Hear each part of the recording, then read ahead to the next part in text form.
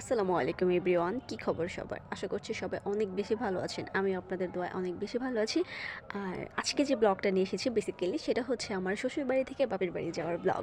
আর এটা আজকে আমার জন্য খুবই স্পেশাল, কজ আমার এক মা আরেক মার জন্য অনেক কিছু রান্না করে নিয়ে যাচ্ছে। আমার শাশুড়ি মা আমার নিজের মার জন্য, আমার ফ্যামিলির জন্য আজকে অনেক কিছু রান্না টান্না করে নিয়ে যাচ্ছে আমার বাপের বাড়িতে। দ্যাটস ওয়াই আজকের ব্লগটা আমার জন্য অনেক বেশি স্পেশাল। সো চলুন শুরু করা যাক। পিঠা খাওয়ার মরশুম শীতকাল যেহেতু চলে এসেছে, তাই গত সপ্তাহে আমার আব্বু আম্মু পিঠা খাওয়ার সমস্ত সরঞ্জাম দিয়ে গিয়েছিল। এখানে দুধ, নারিকেল তেল, চাল, গুড় সব কিছুই ছিল। তাই মা চিন্তা করলো তার বেয়াই আর বেয়ানের জন্য সে পিঠা বানিয়ে নিয়ে যাবে, সাথে খাবার টাবারও নিয়ে যাবে। সো এখানে ছিল গরুর মাংস, মুরগির রোস্ট, ভাপা পিঠা, ডিম ভুনা আর পোলাও, আর সাথে ছিল পাটিসাপটা। সো এগুলো নিয়েই আমি, মা, আয়রা আয়রা তো থাকবেই তাই না, আয়রা আমরা সবাই মিলে বাসার জন্য রওনা দিলাম, বাপের বাড়ির জন্য রওনা দিলাম। বাপের বাড়িতে যাওয়ার অনুভূতিটা কেমন, এটা শুধু একটা বিবাহিত মেয়েই বুঝবে। আমার ক্ষেত্রে অবশ্য ব্যাপারটা পুরো আলাদা, কজ আলহামদুলিল্লাহ আমি জানি না জীবনে আমি হয়তো অনেক ভালো কোনো কাজ করেছি বিদায় আল্লাহ তাআলা আমাকে এত ভালো একটা হাজবেন্ড, এত ভালো একটা শ্বশুরবাড়ি দিয়েছে, সত্যি আলহামদুলিল্লাহ। সো সবাইকে রেখে আমার ওই বাসায় গেলে অনেক মন খারাপ হয়, তাদেরকে আমি অনেক মিস করি, বিশেষ করে আয়রাকেও, তো আমারই মেয়ে, ওর জন্য আমার একদম অনেক বেশি কষ্ট লাগে। সো তাও বাবা মা যেহেতু বড় করছে, আমি তাদেরকে অনেক ভালোবাসি, তাদেরকে অনেক মিস করি। সো তাদের কাছে তো আমার যেতেই হবে, তাই না?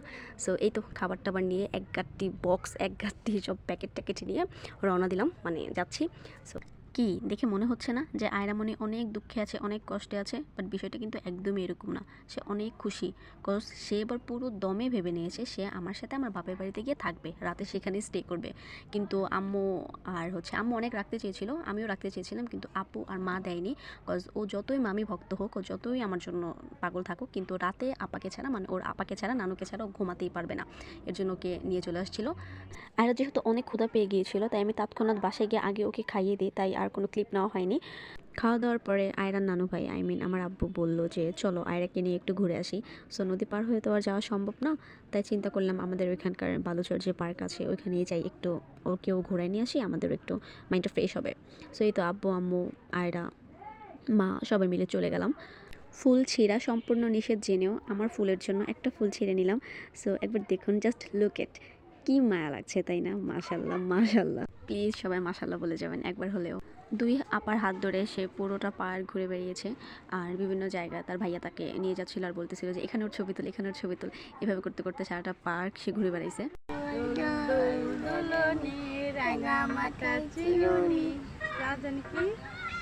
বউ আসবে। একটা ইনফরমেশন না দিলেই নয়, সেটা হচ্ছে যে এখানকার পরিবেশটা খুবই ভালো ছিল। বাচ্চাদের জন্য একটা বেস্ট প্লেস, সিরিয়াসলি আমি সাজেস্ট করতেছি। বাচ্চাদের জন্য বিভিন্ন রকমের রাইড, তারপর পশু পাখি, অনেক কিছু ছিল।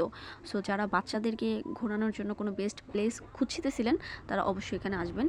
আজকের ব্লগটা এখানে শেষ করতে হবে, কজ সন্ধ্যা হয়ে যাওয়ার কারণে আমরা সবাই বাসায় চলে আসছিলাম, আর কোনো ক্লিপই আমি নিতে পারিনি। তাছাড়া বাসায় আসার পরে আয়রা অনেক কান্নাকাটি করতেছিল, আমার কাছে থাকার জন্য আর কি। কিন্তু রাতে যেহেতু ও অনেক কান্নাকাটি করবে ওর আপার জন্য, ও যেহেতু একদমই ওর আপাকে ছাড়া ঘুমাতে পারে না, তাই মা ওকে বিভিন্ন কারণ দেখিয়ে নিয়ে চলে গিয়েছিল। সো এই তো আজকের ব্লগ এই পর্যন্তই থাকবে। সবাই ভালো থাকবেন, আমার জন্য সবাই অনেক দোয়া করবেন।